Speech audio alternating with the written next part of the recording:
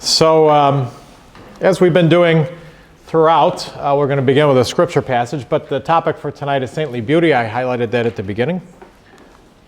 And so our passage for tonight's lesson is from the first chapter of John's Gospel. So the Lord be with you. And this is a reading from the Holy Gospel according to John. In the beginning was the Word, and the Word was with God, and the Word was God. He was in the beginning with God. All things came to be through him, and without him nothing came to be. What came to be through him was life, and this life was the light of the human race. The light shines in the darkness, and the darkness has not overcome it. A man named John was sent from God. He came for testimony, to testify to the light, so that all might believe through him. He was not the light, but came to testify to the light. The true light, which enlightens everyone, was coming into the world. He was in the world, and the world came to be through him, but the world did not know him. He came to what was his own, but his own people did not accept him. But to those who did accept him, he gave power to become children of God, to those who believe in his name, who were born not only by natural generation, nor by human choice, nor by a man's decision, but of God. And the Word became flesh and made his dwelling among us, and we saw his glory, the glory as of the Father's only Son, full of grace and truth. The Gospel of the Lord.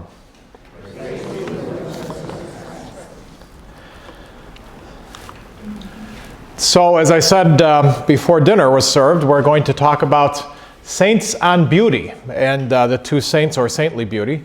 The two saints that I've selected to share with you on tonight are two saints who are foundational for the life of the church, St. Augustine of Hippo and St. Thomas Aquinas, two of our greatest theological, philosophical thinkers in the history of the church. And so what I thought I would do for a little bit of fun is just kind of give you an idea about who each of these individuals were in terms of their life story. So I'm just going to highlight a few things about each of their lives. And so Augustine was born in the year 354 AD in Algeria, in the Roman province of Numidia, which is part of Africa. His mother, Monica, was a devout Christian. She became a saint herself. His father, Patricius, was a pagan who converted to Christianity on his deathbed. At about the age of 17, Augustine began an affair with a young woman in Carthage. Now, I actually didn't remember this. Though his mother wanted him to marry a person of his class, the woman remained his lover for over 15 years and gave birth to a son, Adeodatus. I'm not sure if I'm pronouncing that correctly. In late August of 386, at the age of 31, Augustine converted to Christianity. And so he credits St. Ambrose, who was his teacher and mentor, as someone who had a profound influence on him. He also described the power of St. Paul, particularly his letter to the Romans, as part of his conversion experience. And so he was baptized on April 24th and 25th at the Easter Vigil in 387, so maybe one of our first RCIA candidates to be baptized, who knows. And so St. Ambrose baptized him. And so then in 391, a few years later, Augustine was ordained a priest in Hippo in Algeria. And so in 395, he was made a coadjutor bishop of Hippo. Coadjutor bishop is a bishop who's kind of taking over for another bishop who's not quite done being bishop yet. And to this day, we have coadjutor bishops throughout the world. And then when the main bishop retires or leaves his position, and then the coadjutor bishop takes over. So he became bishop of Hippo in Algeria. And so Hippo is not referring to the animal hippopotamus. It's referring to the Diocese of Hippo in Algeria, Africa. In 395, he was made, I said that already. He wrote his autobiographical confessions in 397 and 398. His work, called The City of God, was written to console his fellow Christians shortly after the Visigoths had sacked Rome in 410. I mean, you have to appreciate how powerful an experience that was for the world, because the Romans had been in power for centuries. And so the Visigoths finally had enough power to take over the Roman Empire, and they sacked Rome in 410. And then shortly before Augustine's death, the Vandals, a Germanic tribe that had converted to Arianism, invaded Roman Africa. And so the Vandals besieged Hippo in the spring of 430 when Augustine entered into the final period of his life. And then Augustine died in the year 430 AD. He was 76 at the time, and so considering that time frame, that era, he lived a pretty good long life. I mean, people didn't live that long frequently in that period of history, and so he lived to be 76.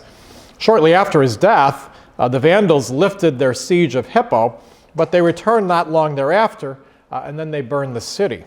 So they destroyed all of it but Augustine's cathedral and library, which they left untouched, and nobody's quite sure why they didn't destroy it, but they left it untouched, which is a benefit to us to this day.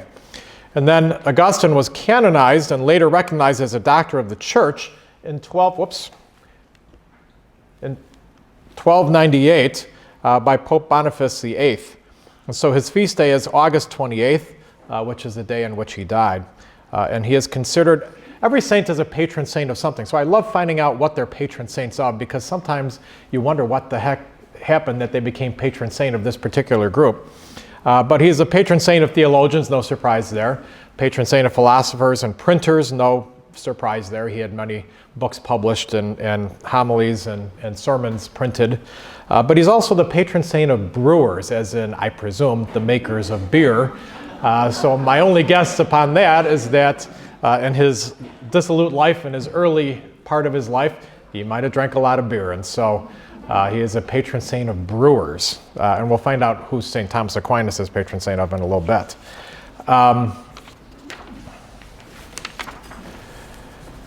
In St. Augustine, there is so I'm going to talk a little bit about, his theology and philosophy in regards to beauty. And so as I talk about both Augustine and St. Thomas Aquinas, it's important to recognize that there are lots of words that they use, individual words, that they use to describe beauty.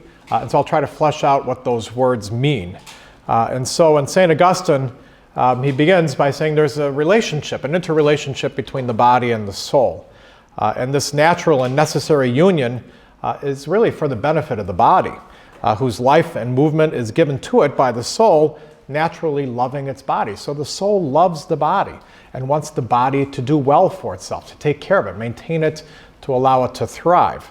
But it's important to remember that the soul is never worse than the body. So if the body ends up doing things or being involved in things that are not quite up to snuff, so to speak, the soul is never going to engage in that. And so the body and the soul are connected, but the soul is always going to be better than the body.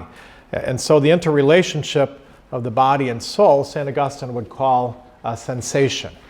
So that relationship between those two dynamics is called sensation in Augustine's thinking. So sensation is necessary in order to know bodily substances. What makes up the body? What is the substance of what the body is? And sensation is had only when the observing soul is vitally attentive to the change suffered by the body. So again, in that connection that they have, the soul is always going to be attentive to what goes on in the body. And so the soul is always going to try to protect the body, to move the body to good. And so that's what sensation is all about.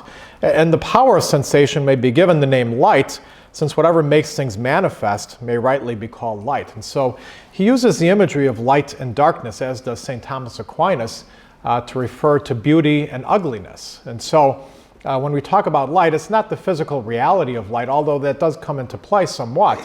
What he's referring to in light is goodness. And so the more the body is oriented to good, the more the person or the creation is oriented towards good, the more beautiful it becomes and the lighter it is. And the more the soul struggles, or the person, the creature struggles, the more it gets darker, the more it gets led to sin, and the more it struggles with that, and then that's considered ugly in Augustine's thinking.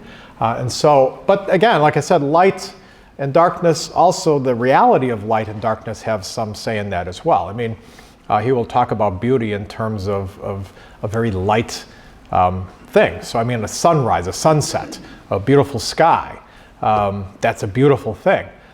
Dark night is not exactly beautiful. A sunrise, sunset is more beautiful than a moon rise or set. Yes, George. Okay.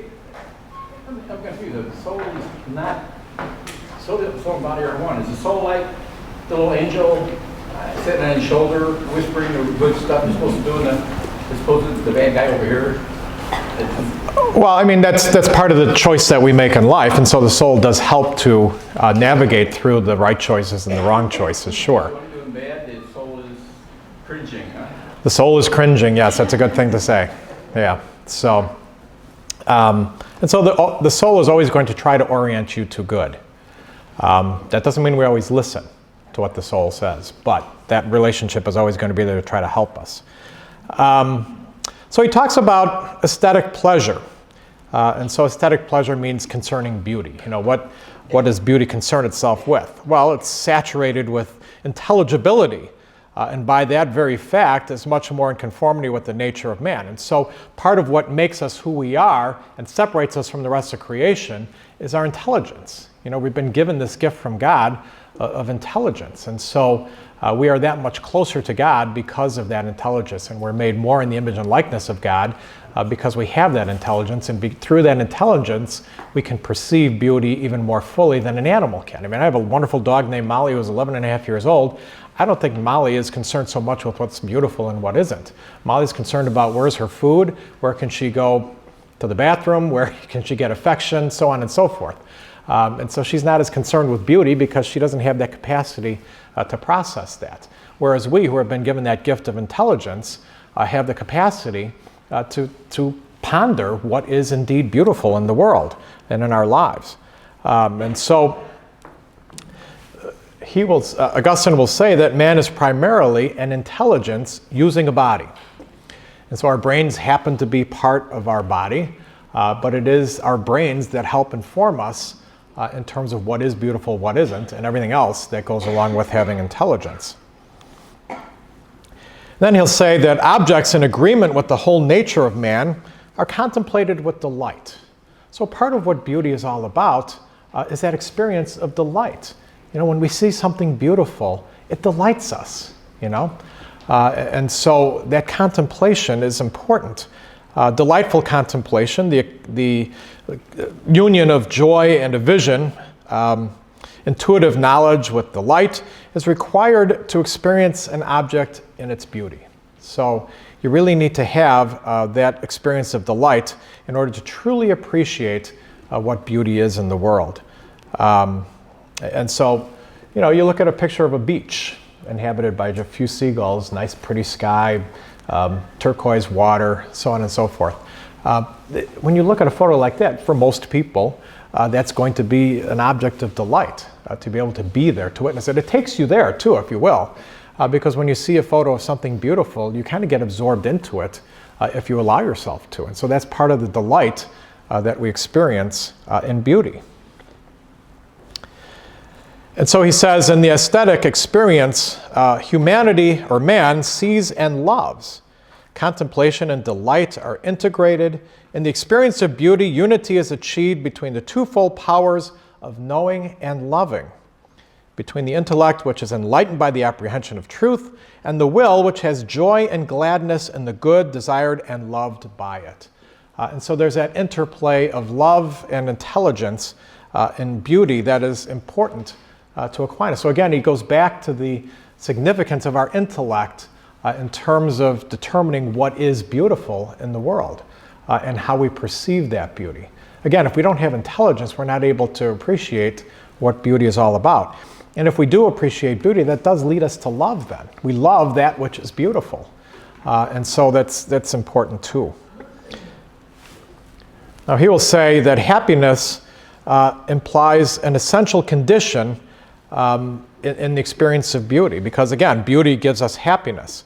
And we're happy when we understand truth. Remember how we talked about in the first night that we got together, we talked about the relationship of truth, goodness, and beauty, and how they all connect to each other. And they're all objective things. They're not subjective things. And so when we experience truth, leads us to goodness, God, and in that we experience happiness and beauty. And so they all play off of each other and connect. And so that's an important lesson for us to keep in mind.